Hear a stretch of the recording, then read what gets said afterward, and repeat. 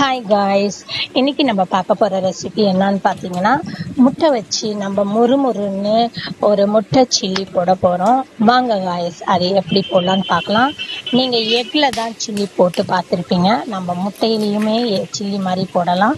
குழந்தைங்களுக்கு சிக்கன் போட்ட மாதிரியே ஒரு ரெசிபியாக இருக்கும், டேஸ்டியாகவும் இருக்கும். அவங்களால கண்டுபிடிக்கவே முடியாது, முட்டையில் தான் நம்ம செஞ்சோங்கிறது சுத்தமாக கண்டுபிடிக்க முடியாது. அந்த அளவுக்கு டேஸ்ட்டாக இருக்கும், முறுமுறுன்னு இருக்கும்.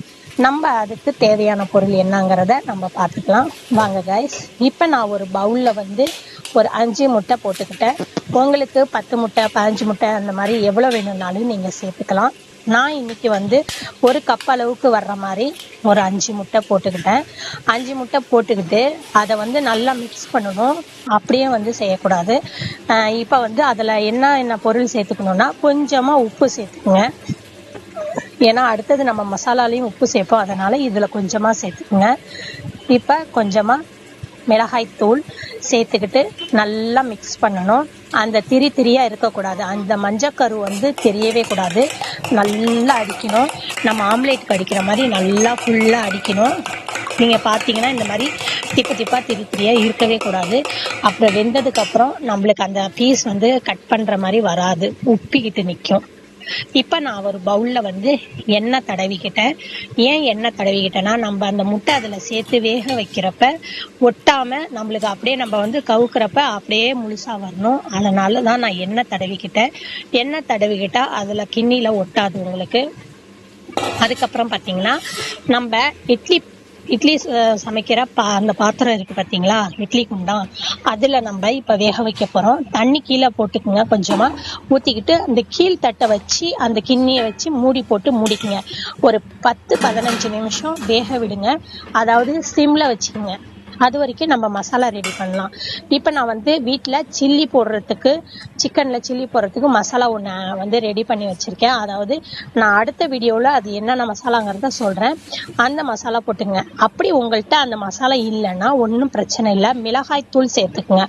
மிளகாய்த்தூள் சேர்த்துக்கிட்டு 1 ஸ்பூன் அரிசி மாவு, 1 ஸ்பூன் கார்ன்ஃப்ளவர் மாவு சேர்த்துக்குங்க.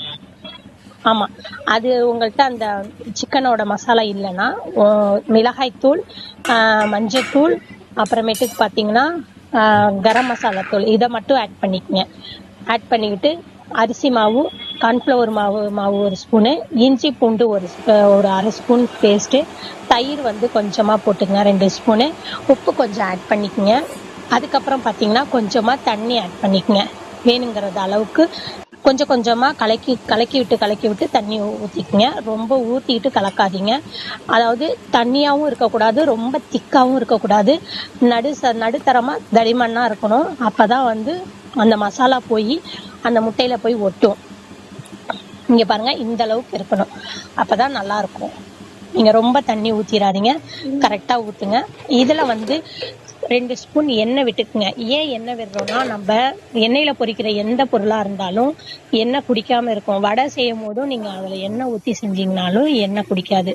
இப்போ நான் கொஞ்சமாக லெமன் அரை லெமன் புளிஞ்சு விட்டுக்கிட்டேன். இப்போ பாருங்கள், வெந்துருச்சு. அதை பீஸாக நான் போட்டு வச்சுக்கிட்டேன்.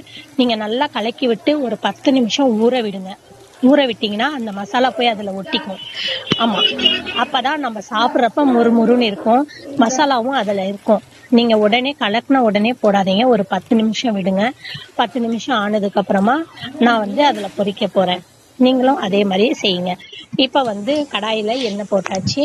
10 நிமிஷம் நல்லா, இங்கே பாருங்கள், மசாலா நல்லா ஒட்டி எவ்வளோ அழகாக இருக்குது பாருங்கள். அப்போ தான் டேஸ்டியாகவும் இருக்கும். போட்டாச்சு. இப்போ எண்ணெய் சூடாயிடுச்சு.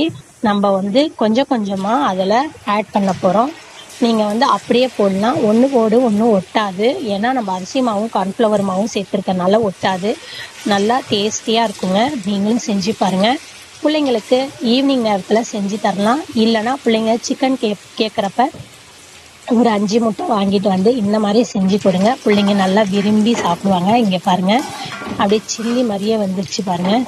நல்லா வேக விட்டுட்டு கிண்டுங்க, இல்லைனா அது மேலே இருக்கிற மசாலாலாம் எடுத்துகிட்டு வந்துடும். இப்போ பார்த்தீங்கன்னா நான் நல்லா வெந்துருச்சு. ஒரு பவுலில் போட்டேன். இங்கே பாருங்கள், சிக்கன் மாதிரியே இருக்குது, செம்ம டேஸ்டியாக இருக்குது. நீங்களும் இதே போல செஞ்சு சாப்பிட்டு பாருங்க. சாப்பிட்டு பார்த்துட்டு கமெண்ட்ஸ் பாக்ஸ்ல கமெண்ட்ஸ் பண்ணுங்க எப்படி இருக்குன்னு.